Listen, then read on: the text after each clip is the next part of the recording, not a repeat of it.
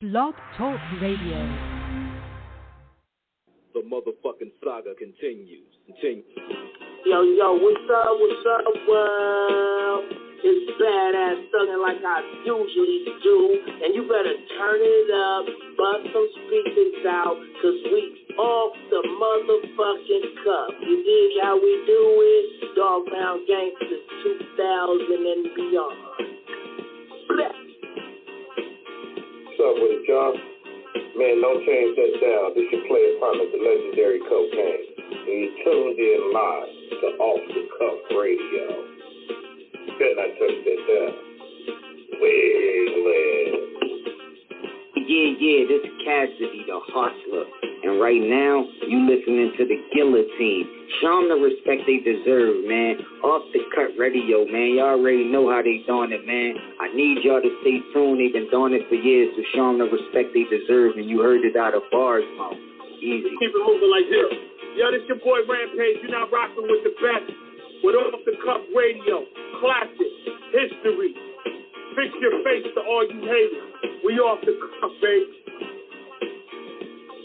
What's up, everybody? This your girl, Bonnie Dollars, the Queen of Trap, representing Crenshaw, and you are now tuned in with Off the Cuff Radio. What's up? What's up, y'all? This is Miss Irresistible, giving a shout out to the live show on Friday nights, Off the Cuff Radio, and I'm live from the 704. Make sure y'all tune in for the blazing hot music. What it ain't, what it do. It's Chili Chill from that original Lynch Mob. And Off the Cuff Radio, always where it's at on Friday nights. West, y'all.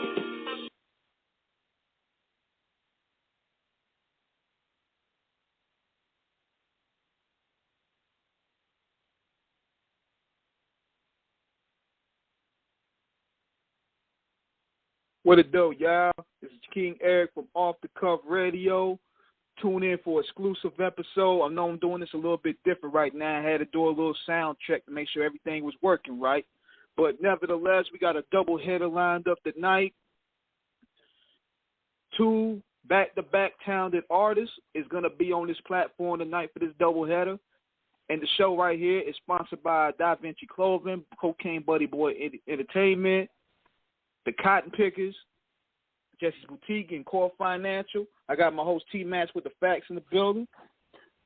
What it do, y'all. Another Super Sunday of OTC up in the building Off the Cuff. As King eloquently so mentioned, we have an awesome array of sponsors that help us get this thing done. And once again, for y'all, we got another fantastic show ready to get it on the road, man. King, tell everybody about our first guest tonight. Yes, sir, man. Resident from Louisiana. This brother been putting it down for a minute. He's on his independent grind right now. And first of all, I also want to send a big shout out to Angela Covington for getting this put together, for linking us up with such talented artists and putting them in our resume. So without further ado, let's introduce Louisiana's own P.A.T Louisiana finest, y'all. Jip. Yeah. What's happening? What it do, What's man? Good, brother? What it do? Man, you know, we out here grinding, man. How y'all fellas doing tonight? We good, hey, man. We good, Look, man. You represent yes, sir. down I like bottom, to hear that. man. Yeah, man. Look, representing down bottom, man. Look, we doing this in Lettery. We doing this in New Orleans. We doing this in Baton Rouge. We doing this all over, from Florida all the way. Yes, sir. Look, man, look. The whole we South. tapping in the whole South, South, man. Look, Calio, all that, man. Great to have you with us. Yes, sir. Yeah, great to be here. It's a pleasure. Definitely, man. We tapping in with the whole South. And as Andre says in Source, the South got something to say, man. And that's why we got you on here. Yes, sir. That's what's up. Definitely, man. So, I guess but to start things off, man, first of all, we wanna ask you, man, how's everything going with y'all out there? Because I know y'all got hit bad with that hurricane, and how y'all maintaining? Well, basically, you know, the resilience is real tough because we done been through it so many times, and you know, it's still a process, and then they have another one that's like trying to creep his way and stick his little ugly head out of there. But we built for it. We built for it. So shout out to everybody who was impacted by all of the craziness that be going on.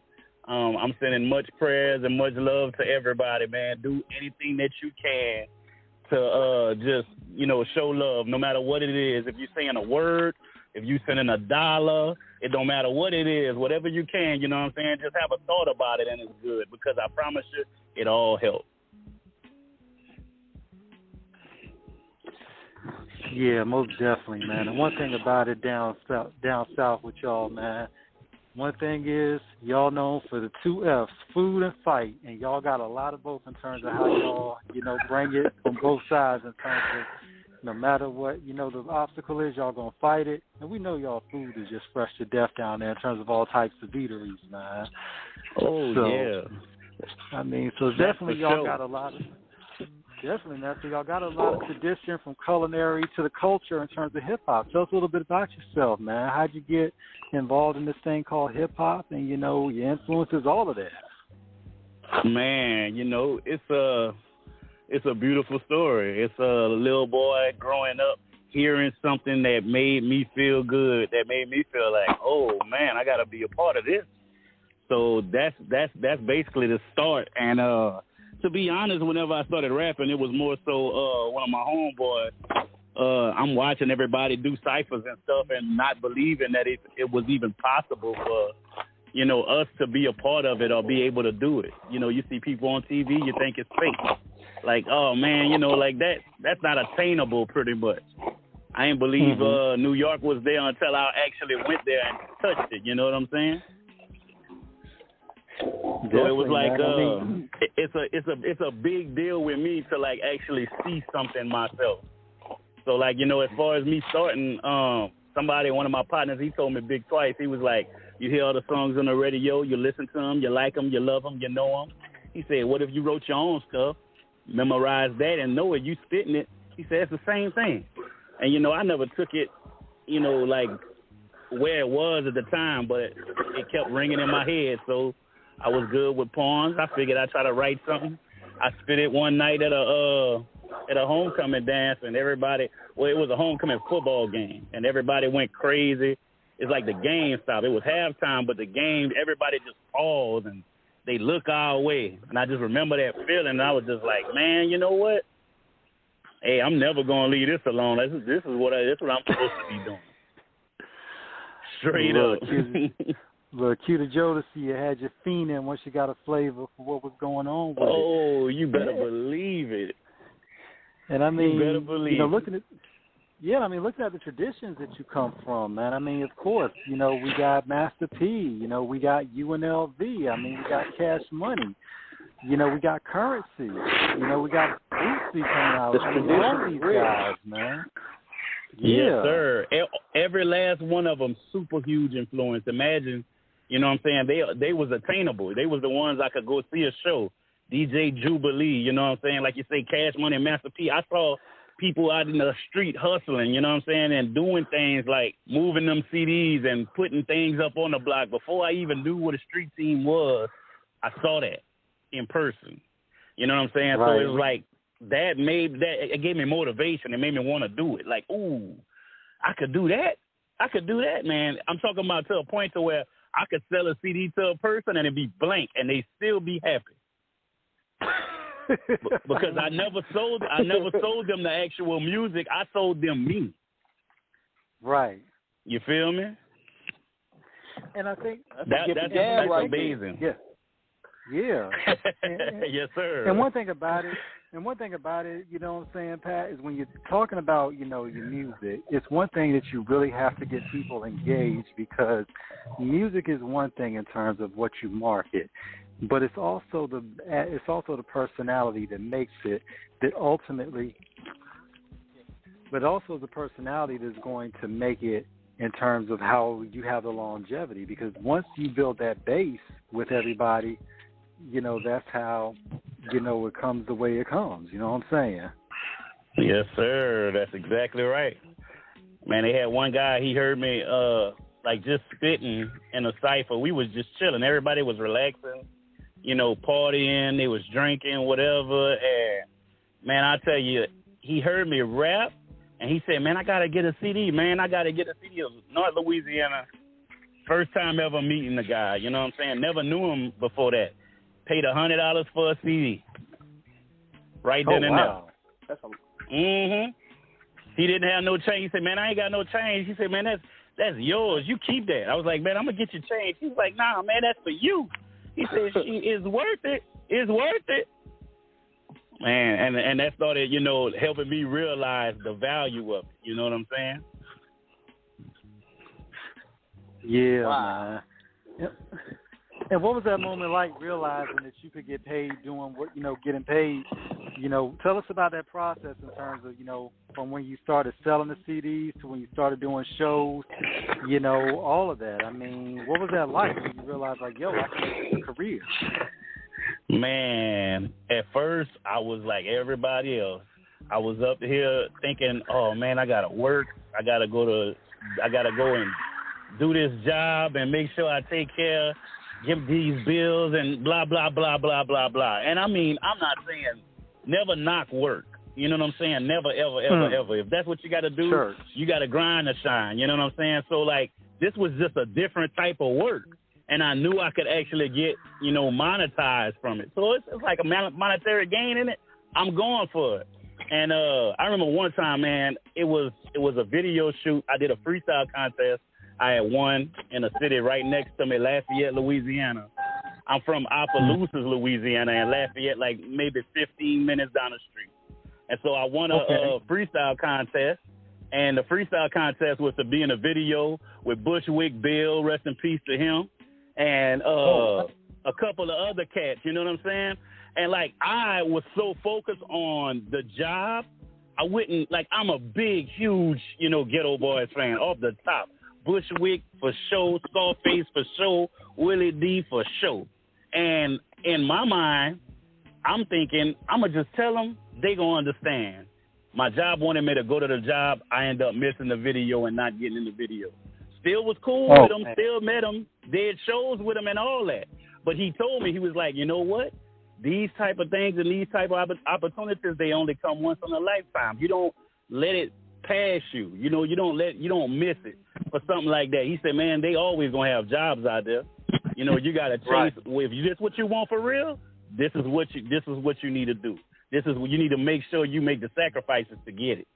And when I got that information from him, I promise you I ain't never let it go and kept on moving like that ever since. And what you said, man, it has to resonate so much because people got to understand in terms of work, like you said, man, there's nothing wrong with having a legitimate, 9 to 5 because that's what we all got to do, in terms of before we actually get to the next level.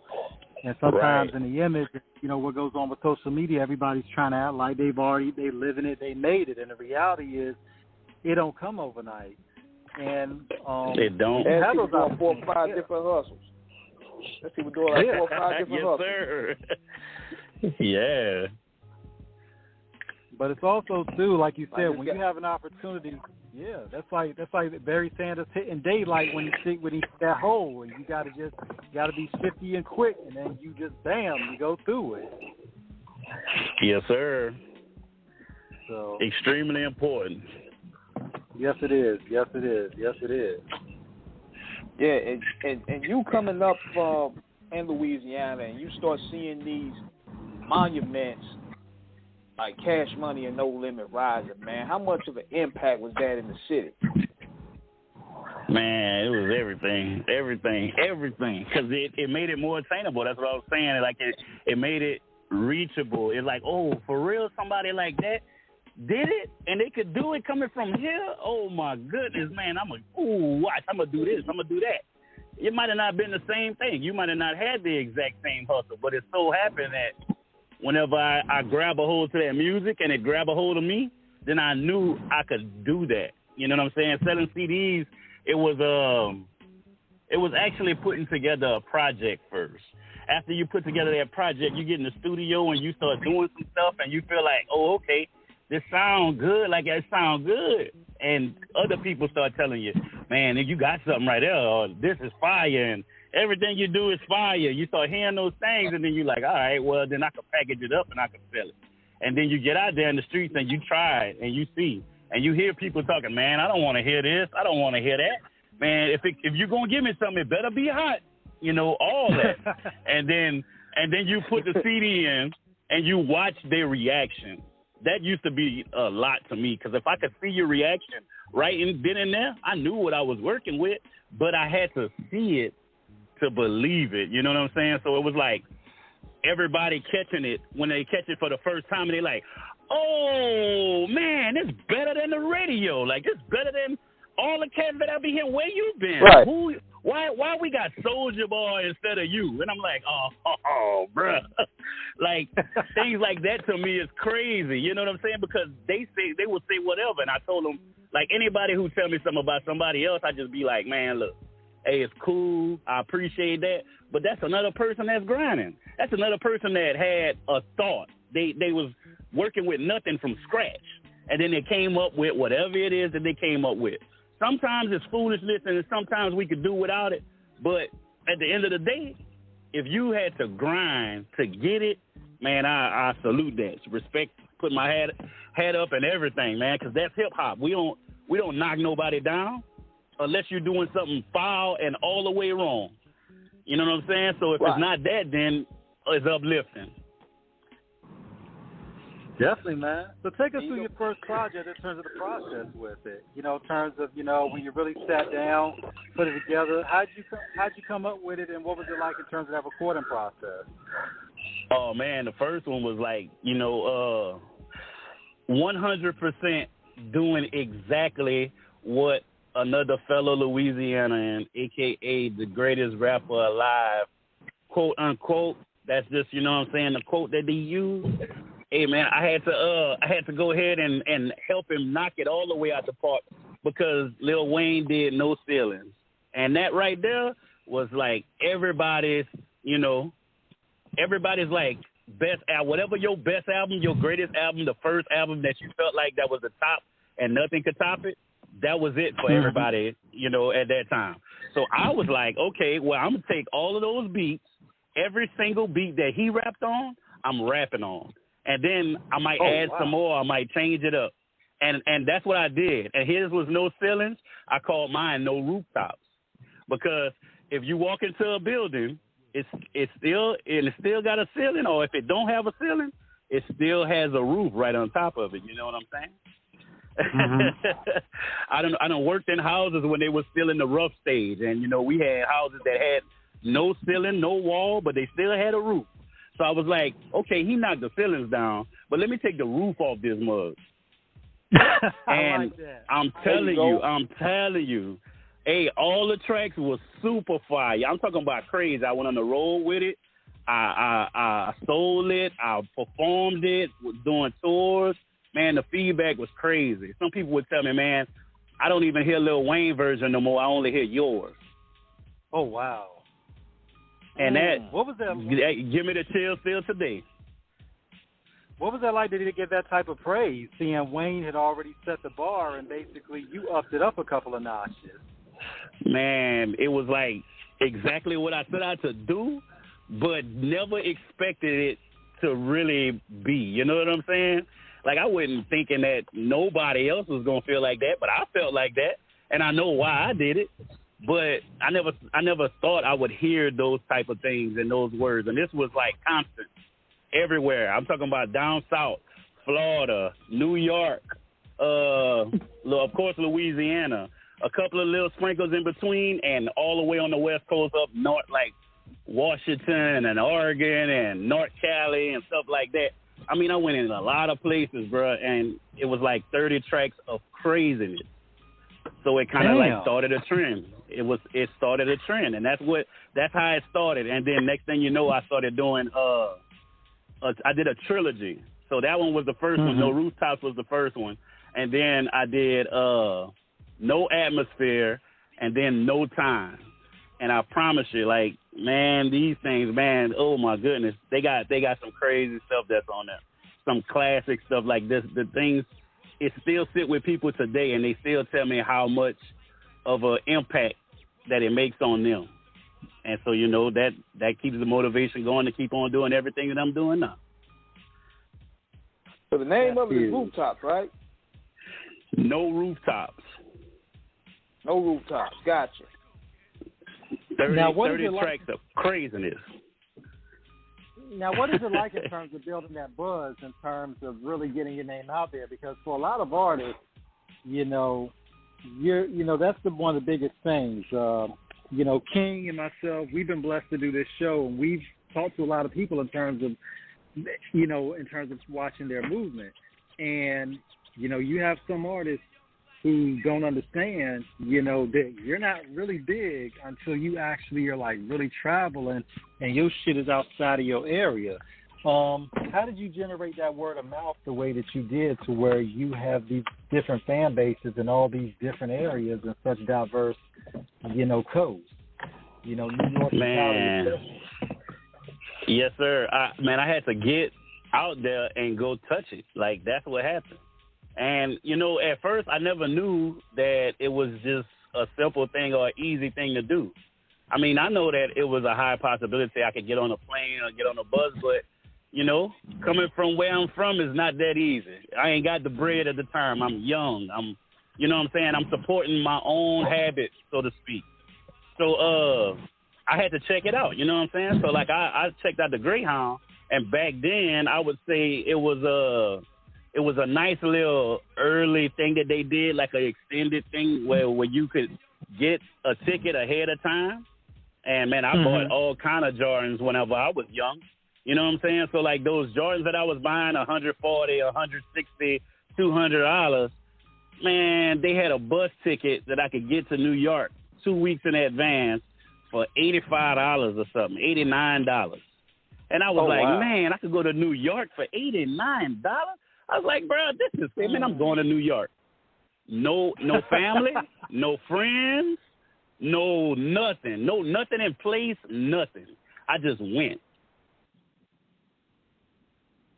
And that's how it happened.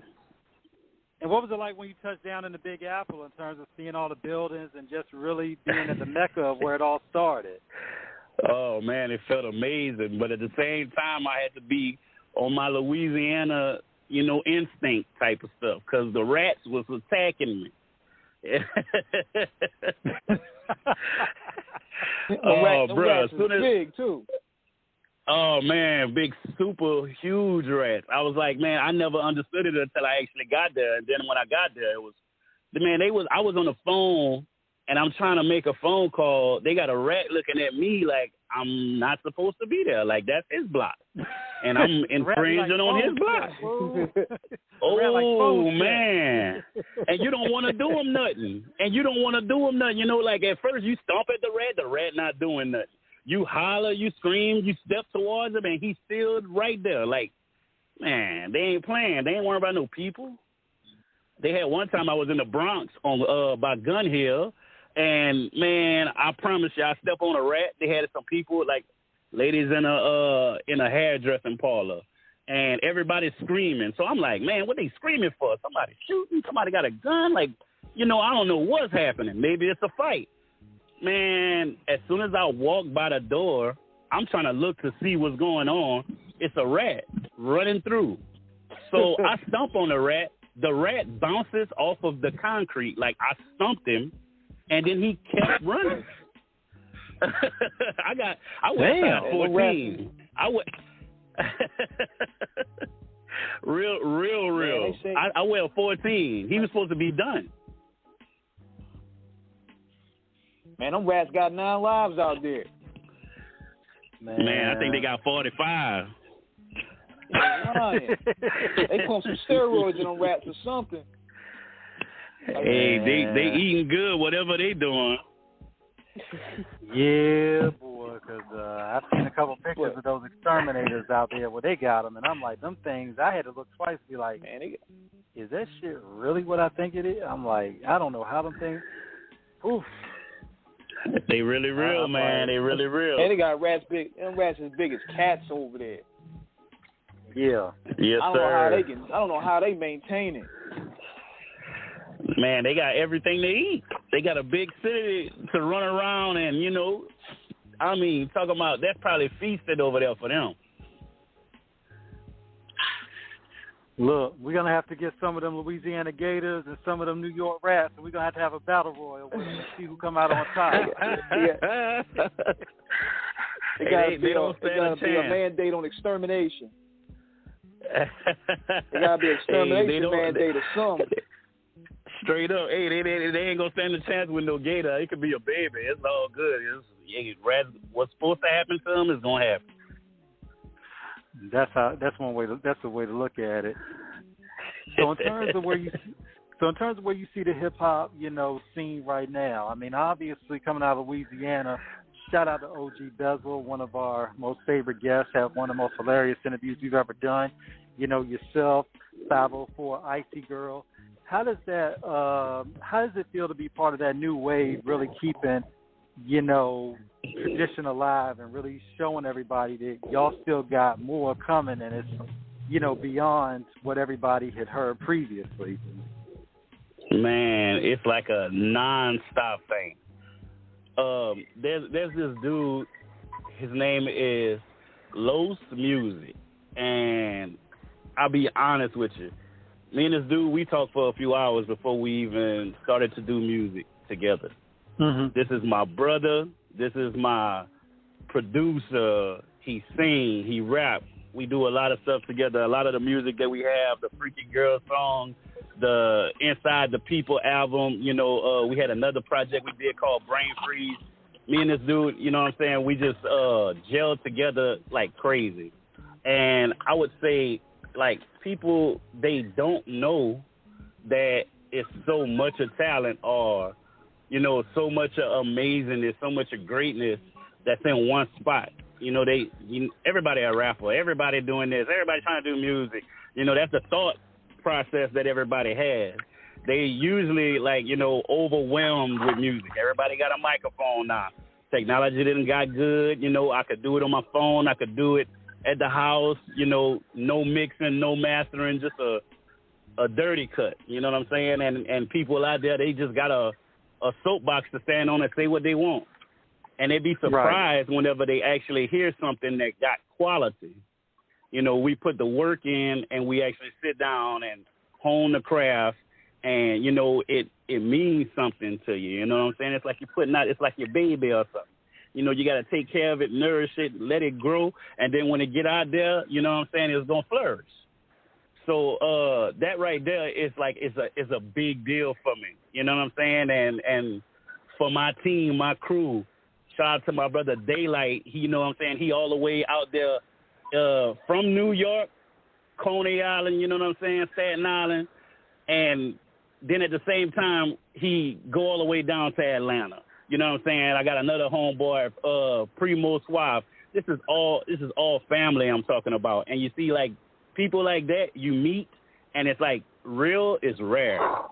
So you see a real person, and when you connect with them, it's like it make it all worthwhile. You see, and those people right there, they quality people, they genuine people, and it makes the music even better when you could do something that means something with somebody who you know is real, who you know is gonna hold it down, who gonna have integrity with their music, and they speaking genuine stuff. Like it ain't no game. It ain't for the play. Man, you could also explain the importance of having your songs mixed, like properly mixed, because it's like a lot of people have dope music and dope songs, but it sounds like shit. Yeah, man. That right there is a real big deal. It's like whenever you have a car, and you want everybody to see it, but you went mud riding the night before and you ain't took the time out to go and clean it. It could be a brand new car. It could be a brand new truck. You could have some nice rims on that thing. You know what I'm saying? It could be sitting pretty. But if it's dirty and I can't see it, then I don't even want to look at it. it's like, oh man, that's just one of them people who like to go ride in the dirt. You know what I'm saying? It's not the same. That's the same thing with mixing your songs. If you don't put no mix on it, man, I done seen people, they cut it off in the first couple of seconds. Quickly. Like, I'm not even gonna listen to it. I'm not gonna even make my ear go through that bull. You know what I'm saying? Like, it's a important thing. You got garbage if you're not mixing it. Straight up. It's like the dirty dumpster juice. Yeah. Especially when they be like, especially when they be like, nah, man, is the song gonna get a little better? I'm like, nah, I can't even listen to it from the start.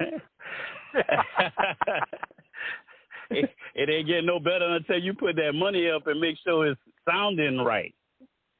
Because the quality is everything, man.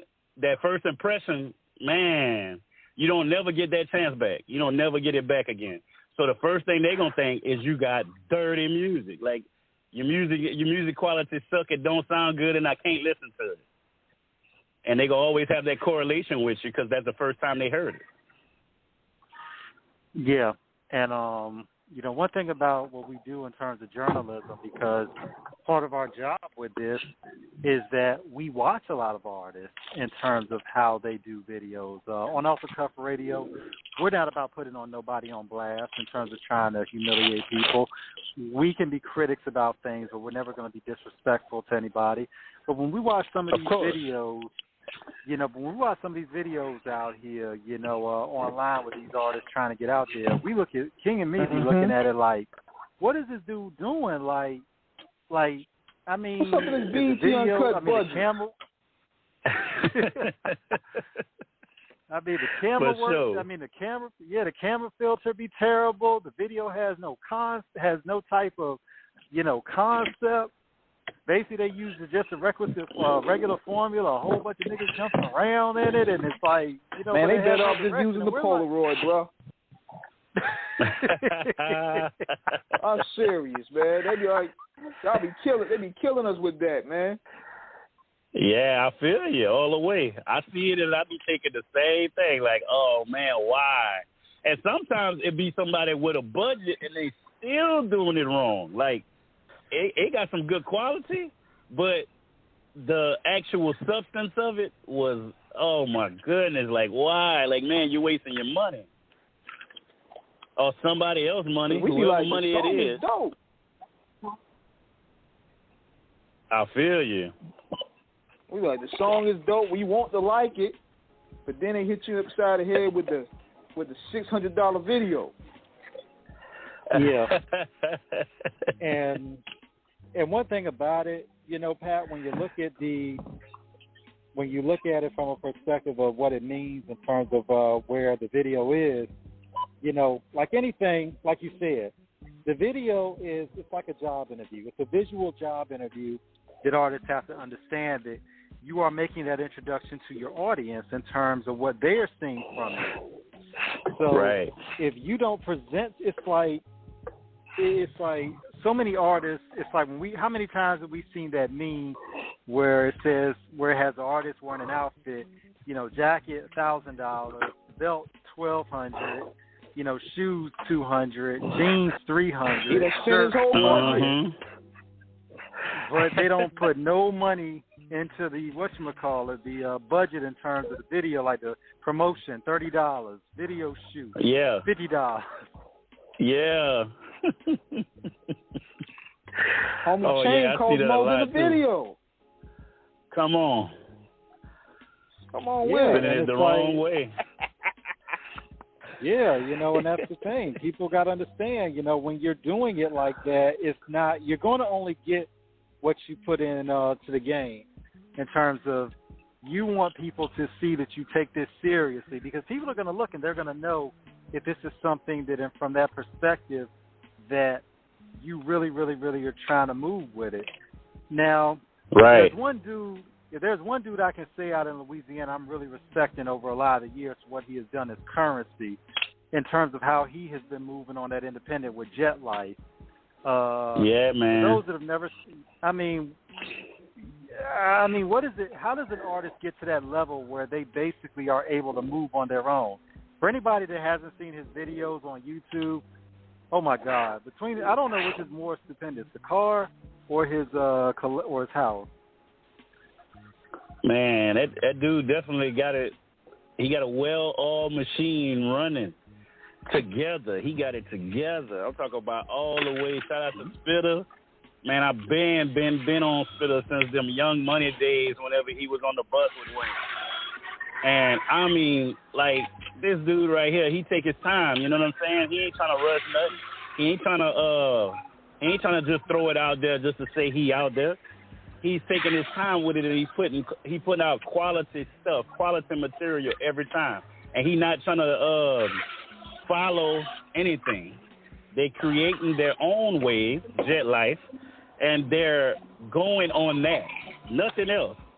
I love that about them. They stay original, man. Like, they don't try to follow no trends or, you know, I'm going to rap like this because of so-and-so or such and such. They do their own thing, and they make sure they put out quality music, and that's the type of stuff, you know what I'm saying, we directed ourselves at. You know, staying in our lane, not necessarily trying to follow nobody, but looking at, you know, what's being done and making sure we keep our quality and staying true to ourselves.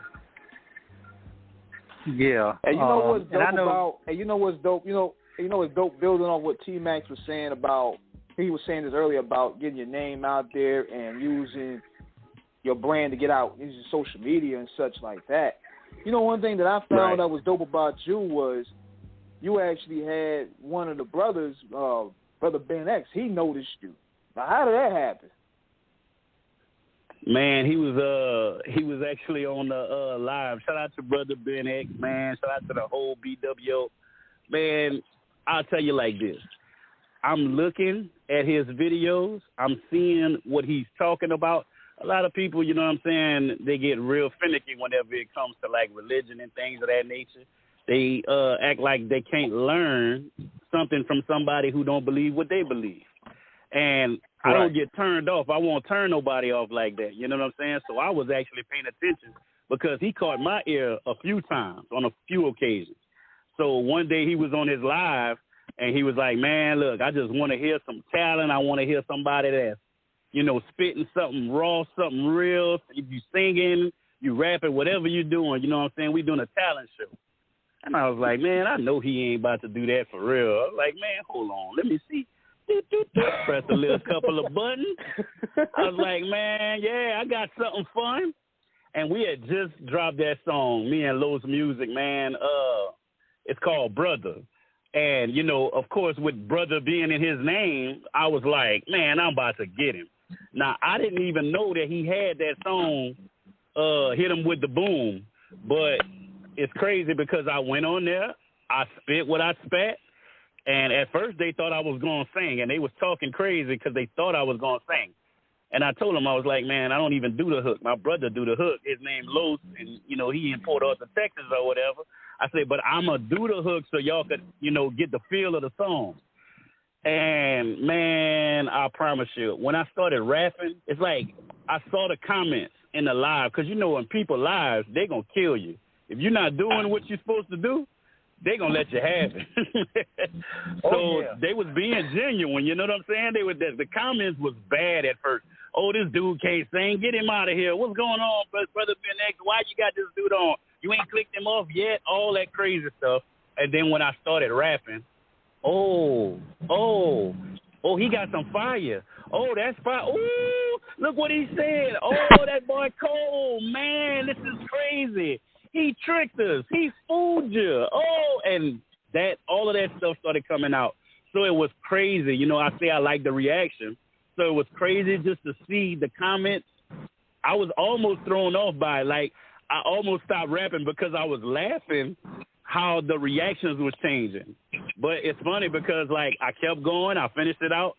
And Brother Ben X had the same reaction. Oh, man.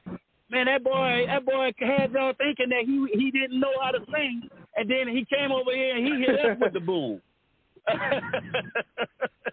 Man, it was just an awesome moment. It was excitement. It was like that feeling all over again. Like I talked about, you know, when I first started and I rapped at the homecoming. You know what I'm saying? It was like that feeling all over again. because seeing somebody that you know that got knowledge and you respect, you know what I'm saying, they give you that same respect. It's just, you know, it's just full circle. Yeah, and one thing about it is, iron sharpens iron. Intelligence always going to increase with intelligence. And when you have like minds coming together who are able to make it work, you know, it's all wisdom, and it becomes, you know, you become wiser for it. In terms of fan interaction, in terms of seeing that reaction, when you do a show and you see the audience rapping your words along with you, how does that feel in terms of knowing that your music has gotten out there in such a wide and grand fashion? Crazy. It's hard to actually put it in words. You know what I'm saying? Because that right there is like the best compliment that you could ever possibly get or feel or whatever. It's bigger than everything else.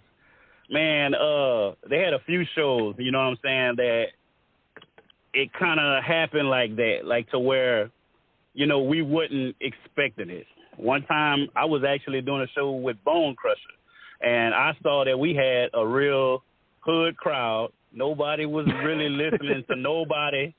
You know what I'm saying? Like, everybody was in their own element. They wasn't paying attention to nothing. And I seen it before I went on stage. You know what I'm saying? So I went to everybody in the crowd, and this goes back to me grinding in the streets, rapping for people, selling CDs. Like I said, I could sell you a blank CD because I done rapped to you. I done made you feel good. You know I could rap. The CD could be blank. You still be happy.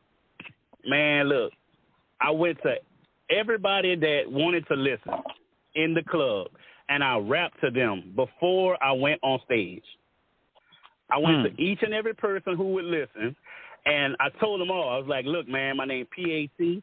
I'm performing. I'm rapping right before Bone Crusher.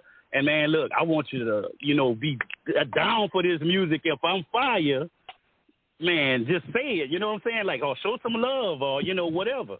And, man, bro, it was a lot of them like, man, hey, I'm not going to say nothing if it ain't hot. You better be hot. Come on, spit something right now. And then I'm spitting for everybody that I possibly could in the crowd. Man, I'm telling you, I was in Lake Charles, Louisiana. And whenever I did that, you would have thought I was from Lake Charles. Because the whole crowd, I'm talking about the whole crowd, it's like it was a fixed fight. You know what I'm saying? Like, man, I promise you, they showed me so much of love, bro. It was crazy. I still think about that show today because, man, it was like, it was a different type of crowd. So I had to do something to make sure I got that type of reception. And, man, they was all into it, singing. They didn't know the songs. Like, they didn't know the songs before the night. And they were singing the hooks and singing songs with me while I was going. And that was just amazing. Like, can't explain it.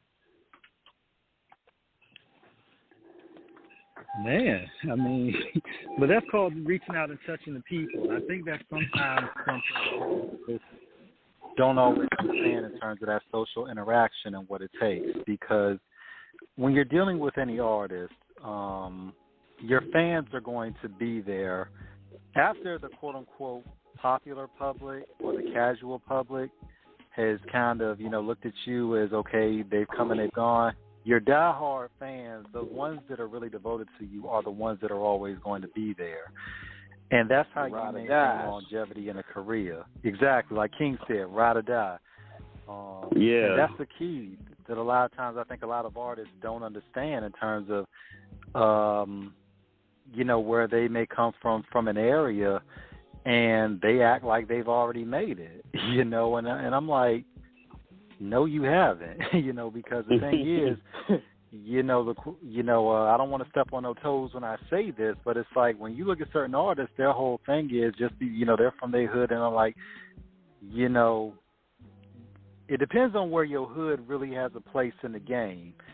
Like when you look at a guy like B.G. Perico out in South Central representing Broadway gangster, he's got LA locked down, of many artists out there in Los Angeles, but he's got his name out there where he's literally like, they know who he is. But but also South Central carries a lot of weight. You know, just like where you from carries a lot of weight out there. You Yes, know, sir. so it's like your hood can really stamp you. But if your hood is a spot where you really not having that presence in hip hop, you know, or your music hasn't gotten out there enough like that to where, like, it's like with Griselda. And King will tell you, I'm a huge Griselda fan. Nobody knew hip hop in Buffalo until Griselda kicked the door down. And it's like they single-handedly put that city on the map. But the music was fire and still is. But it's like you got some artists coming from these other spots and they try to act like they're celebrities. And I'm like, no, you're a local celebrity because your music hasn't gotten outside of where you're at. You know. Exactly. You gotta read the people, man. The people make that decision. You shouldn't even have to say it. Right, that part, right there.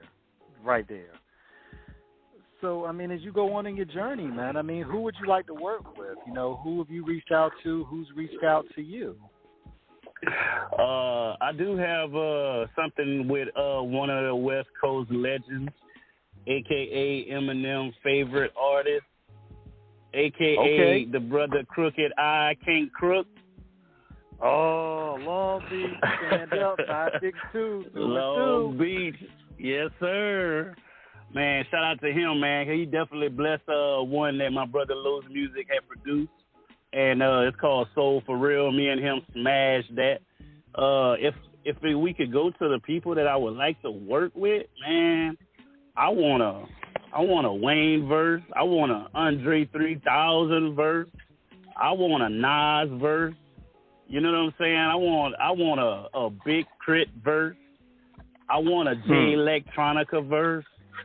You know what I'm saying? I want man, they so much. I want a Toby Ngagwe verse. In Wigwe. Man, Toby be killing it. And I mean it's like a lot of people out there, man. I like storytellers. I like the ones who came before, the ones who came after. But most important, I like the ones who are like just straight fire. Like you could put on some music and you'll never have to skip. You know what I'm saying? UGK, Bun B, Scarface. You know what I'm saying? Like I want stuff like that in my repertoire to be able to, you know what I'm saying, say like I actually have a real joint that I did with them. You know what I'm saying?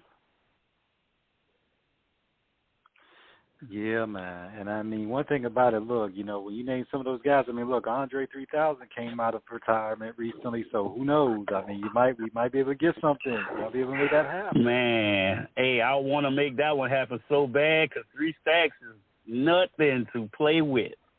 And I just want to see what I'm going to say on a track. Like, knowing that, you know how, like, okay, you could go in and you could do a song and have that. You have an energy that you have like you already normally have. It's like I have the energy that I'm already blessed with. But then somebody say, oh, you're going to do a song with so-and-so or such and, man, we're going to send this to such and such and we're going to get a verse from. He already said, yeah. We're going to get an Eminem verse. Oh, Lord. Eminem? We're going to get a Joyner Lucas verse. Oh, Joyner, all right. Then my pen game got to be in, I mean, a strategically amazing place. The energy level is going to be higher. The hype, the motivation, the influence is all going to be there. I don't feel like I'm going to be nervous whenever it comes to that point. You know what I'm saying? I'm going to be ready for it and knock it down or knock it clean out the park.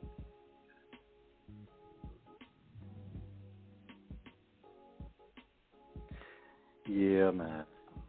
But the enthusiasm and the passion you have and what you do, man. I mean, we just feel it. I mean, we just see that you're genuinely so happy in this place in life. I mean, what does it mean to you in terms of hip hop, in terms of what the culture stands for? What does it represent to you? Man, love. A whole bunch of it. I could tell you, like, whenever I went to New York, you know, like I said, I ain't have family, I ain't have friends and stuff like that. I went to a place where I knew I could record it, talk to some people online, met them online, and just like was trying to find a studio and go to a studio. That's basically how I started. And they had a lot of places that I went to. You know, a lot of people talk about, you know, how New York is so bad and so messed up and gutter and, you know, I mean, we all got our places. Everybody got, you know, certain places where, you know, you can't go here or, you know, it's messed up over here or whatever. But more than most people know, man, them people show me love, bro. Them people show me love. They had a couple of times where it was like, hey, man, what you doing around here? Hey, man, come here. Come here. Who are you? And why are you here? And what you doing? And all of that stuff. But they realized I didn't know no better. Hey, man, I'm from Louisiana. Hey, bro, I ain't with nobody. What set? I ain't claiming no set. I'm not a gangster, none of that stuff. I'm a man. I'm a man about mine. If I'm not supposed to be around here, I'll go to another street. But I'm going to a show. I do music. I rap. I'm from Louisiana. Oh, he not from around here. Man, come over here, bro. Hey, man, you're not supposed to be walking around here like that. Why are you by yourself? Why you ain't on a bus? Why you ain't on a train? Things like that. Like, man, and guiding me through the jungle pretty much. You know what I'm saying? And that was crazy to me. That was crazy to me because I heard so many bad stories. It's like I was thanking God that I wasn't one of those stories. You know what I'm saying? Because it could have easily happened. But it was like something was there for me. You know what I'm saying? Look, once it's there for you, can't nobody take it away from you. Yeah, especially when we heard around the time, like, the coastal biases that New York had at the time, so. Exactly. Like man, and they was letting me have it. They let me have it, too. Oh, man, Louisiana, all they do is snap music down there. Oh, man, they just bouncing. They ain't doing nothing. You can't rap. You better be good. You know, all that stuff. And I was representing. I was like, hey, bro, number one, you ain't going to talk about nobody from Louisiana. Not on my watch. I was like, and on top of that, you think we can't rap? Let me show you. I'm going to show you. Tell me I can't, and I'm going to show you I can. Look, I mean, a lot of times, too, when you're dealing with certain people from certain places, look, we know about Louisiana from the street and the music, and we can co-sign for both of them. I'm like, yes, sir. UNLV, shout out to Lil Ya, and when they had that song, Drag 'Em in the River, you know, when I tell heads about how they get down to Louisiana, I'm like, dude, that's the Gulf Coast. They got water for miles on top of miles on top of 30 miles. I'm like, dude, they chop you up and drop you in the water out there. They ain't never going to find you. Never, ever. You don't have to tell everybody. Don't tell everybody, though. Don't tell everybody. But musically, look at the tradition. I mean, you mentioned Jay Electronica, you know, and I mean, how could I be remiss from earlier? Because Jay's from New Orleans. A lot of people don't know that he's from there.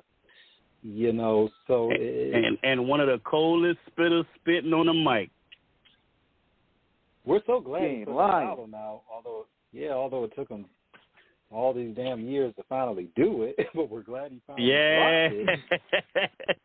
But nah, shout out to Jay, man. I mean, that dude, Jay, I remember the 2009 when we first heard Exhibit B and C, and we were like, oh my God. Sir. Like, we damn near had a heart attack when we heard that. We were like, who is this dude?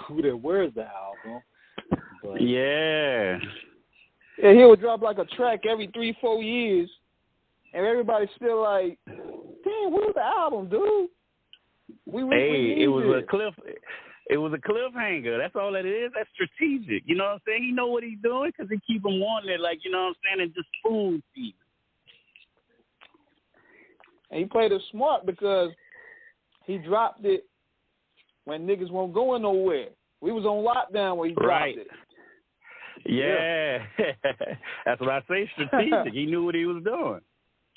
Yeah, so it's like everybody in the house, ain't nobody got nothing else to do but sit and listen to music. They gotta listen. Now, and Jay will have the songs. Yeah. Strategic. Yes, sir. So in terms of, Pat, what you've seen with the pandemic and how we're kind of slowly coming out of it, what have you felt in terms of artists during the time that we were inside? How do you feel about artists committing themselves to the craft in terms of dedicating and doing their due diligence in terms of sharpening their pen to really get it in terms of really becoming better artists? What have you seen in terms of what has come out of it?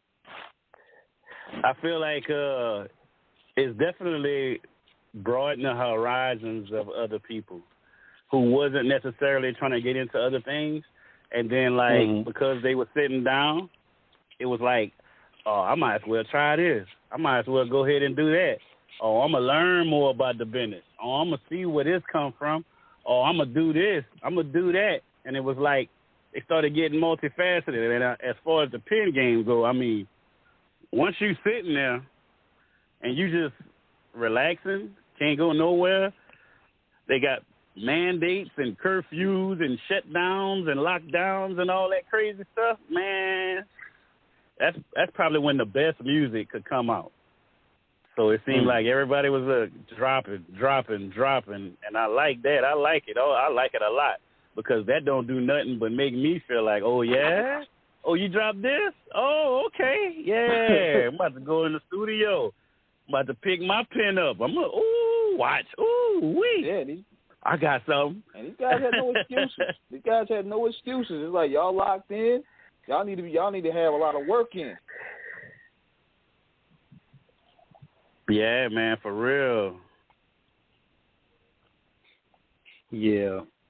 But one thing about it is having that creative spirit and that drive. I think that's what, because if you really, really dedicate yourself, and I tell anybody, the game is you're going to get out of the game what you put into it. And, you know, when it gives any opportunity that it gives you to concentrate on how you can hone your craft for the masses, I think it should always be taken advantage of, whether you're a veteran or whether you're a novice, starting out, because the thing is just about reaching people. And if you're a veteran, you want to make people realize, you want to keep reminding people why you're esteemed in the game. And if you're starting out, you want to get people interested in listening to why they should give you an opportunity. So it's all about, how you present it and such. Yes, sir. And I think for you, man, I mean, we're supporting your movement all the way. As we wind down on this hour, man, I mean, we really, we appreciate what you're doing. Goes without saying, you're welcome back anytime. Just keep pushing forward, man, and keep that same love, enthusiasm, passion, and all that positive energy going forward, because that's going to be the fuel that drives you.